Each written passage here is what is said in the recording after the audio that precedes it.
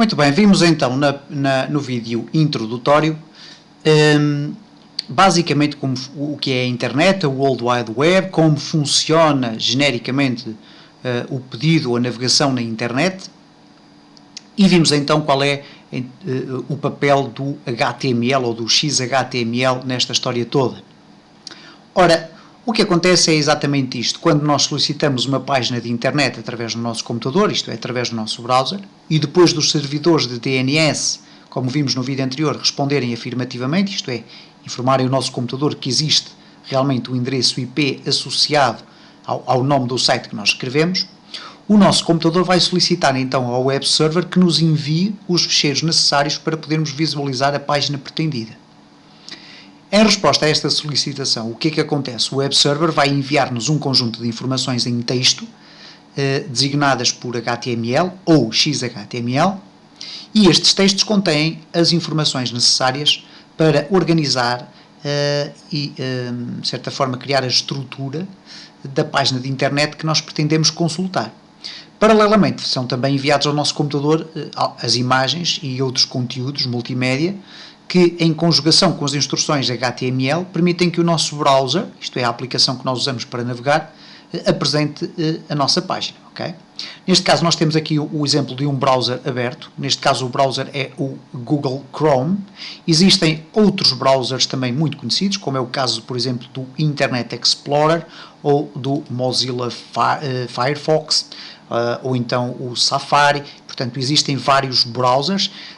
Existem depois também outros browsers, por exemplo, para a utilização em smartphones, em tablets e por aí fora.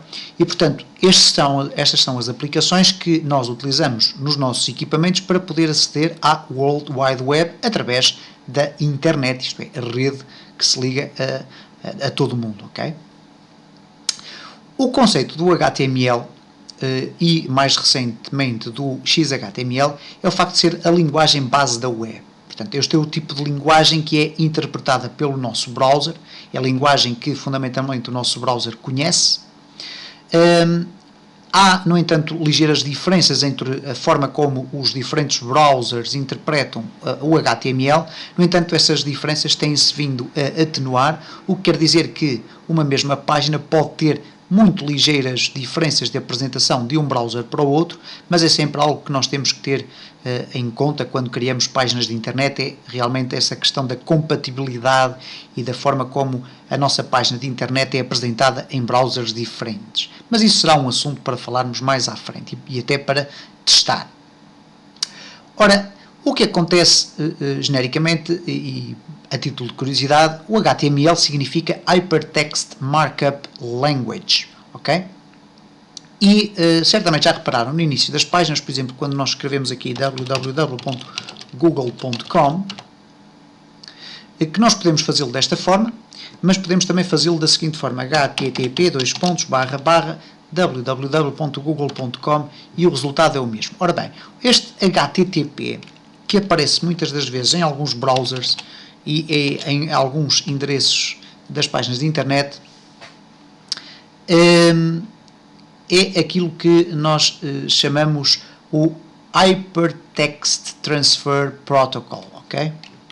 E, portanto, é o protocolo que nos permite a comunicação e a troca de informações de hipertexto, ok? E daí que o HTML signifique Hypertext Markup Language. O que acontece é que este Hypertext Transfer Protocol, HTTP, é então o protocolo de comunicação de troca de pacotes de informação entre o nosso computador e o web server, o computador que contém a página web. Isto é um conceito que depois poderíamos aprofundar aqui mais tecnicamente, foi imaginado inicialmente por um senhor chamado Theodore Nelson, mas não vamos estar a explorar muito estes conceitos, porque são apenas curiosidades.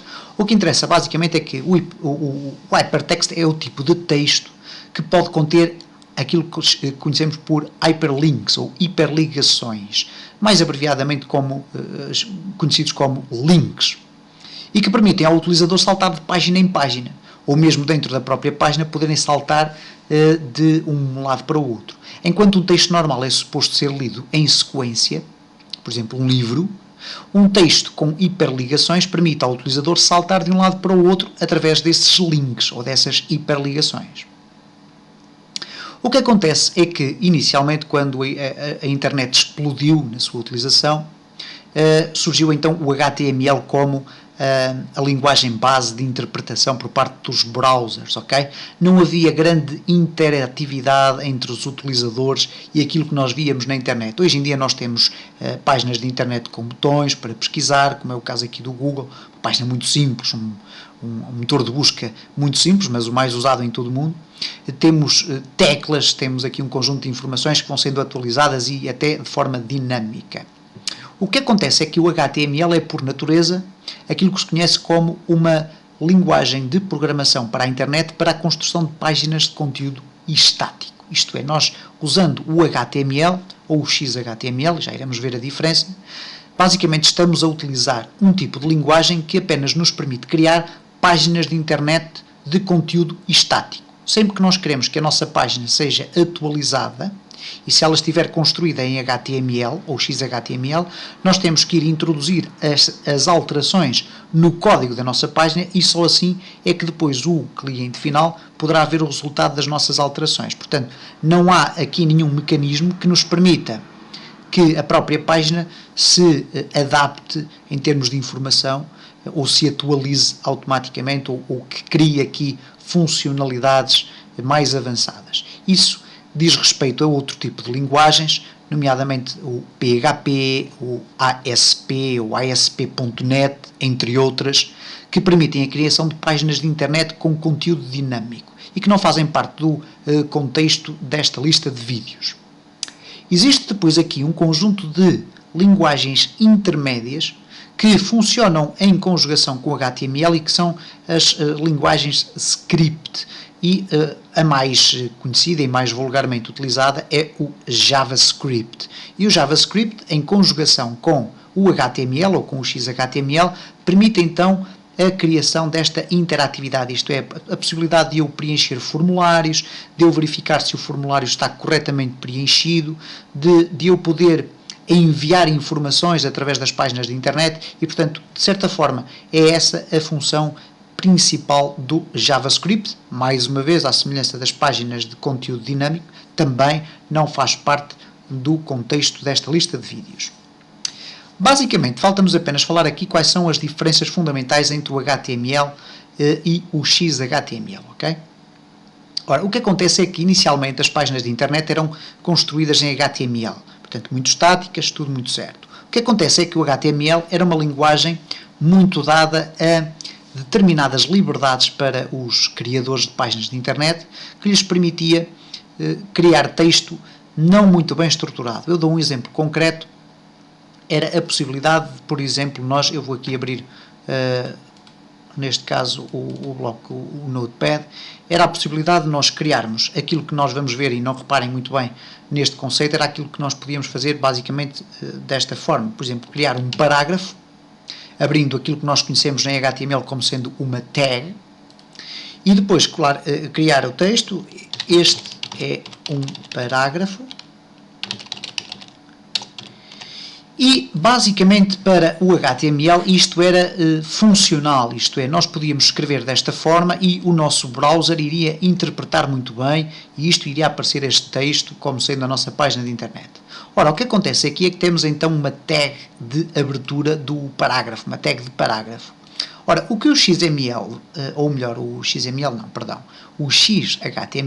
que é o Extended Hypertext Markup Language, veio introduzir, foi um conjunto de obrigatoriedades que agora impedem o utilizador de se esquecer ou de escrever incorretamente este tipo de formulações. E, portanto, neste caso, o XHTML obriga-nos a um conjunto um pequeno conjunto de obrigatoriedades, que neste caso deveria ser, por exemplo, o facto de eu ter que fechar a minha tag do parágrafo, ok? Então, basicamente, o que o XHTML veio introduzir foi corrigir algumas lacunas do HTML. No XHTML, por exemplo, é obrigatório a existência de um elemento XHTML doctype, e nós vamos ver isso depois nos próximos vídeos.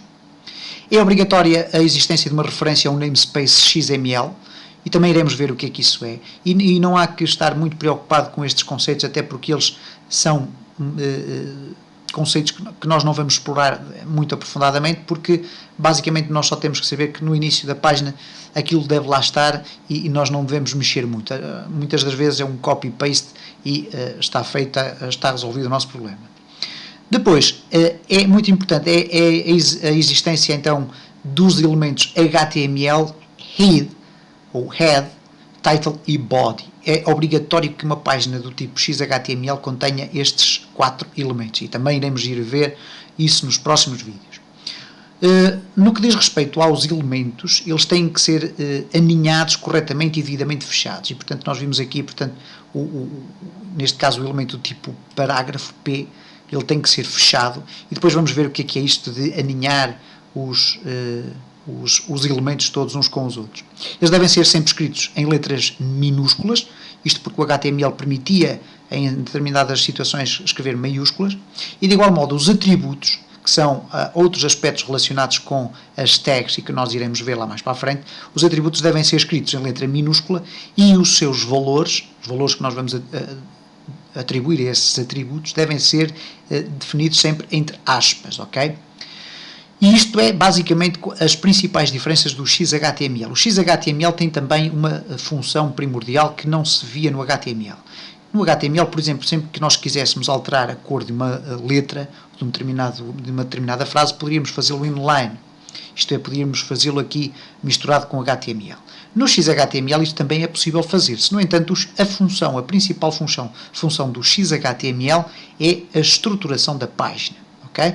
É a definição do conteúdo da página. Existe depois uma outra sublinguagem utilizada em consonância com o XHTML, que é aquilo que nós conhecemos como o CSS, que é o Cascade Style Sheets, que é um tipo de código ou de texto que nos permite definir os estilos para a nossa página de internet e que nós para o qual nós iremos reservar uma lista de vídeos específica para isso, ok? E portanto não faz parte também desta lista de vídeos sobre XHTML. E como veem, tudo isto funciona de forma muito sincronizada, ok? E vamos ver que muito dificilmente nós iremos trabalhar com páginas XHTML sem recorrer à utilização de Cascade Style Sheets, ou CSS.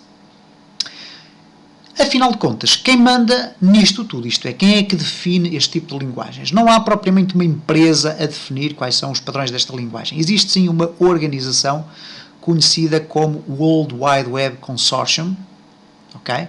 E que tem um site oficial que é o W3C, ou mais vulgarmente conhecido como www.w3.org, e basicamente o World Wide Web Consortium é quem define as regras de funcionamento destas linguagens, ok? Ou que procura definir as regras de funcionamento. O W3C, que é vulgarmente conhecido por este nome, uma vez que é o World Wide Web Consortium, e portanto tem 3 Ws e um C, então daí chamar-se resumidamente por W3C, é uma organização composta por distintos representantes de várias empresas relacionadas com as novas tecnologias, e a sua principal função é procurar definir estándares no sentido de equilibrar eventuais interesses dispares entre as diferentes companhias, e portanto isto para criar aqui um método mais ou menos standardizado de criar páginas de internet.